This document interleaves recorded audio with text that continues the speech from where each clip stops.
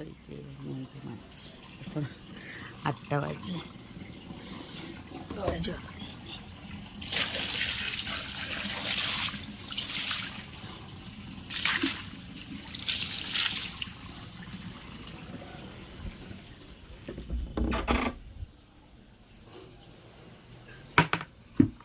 কালকে পাশের বাড়ি পুজো হয়েছিল, প্রসাদ দিয়েছিল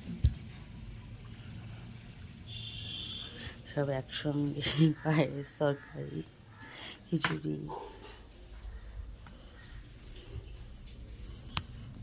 আমি উঠলাম, কিচ্ছু করিনি, বাসন বের করলাম, জল পড়ে যাচ্ছে।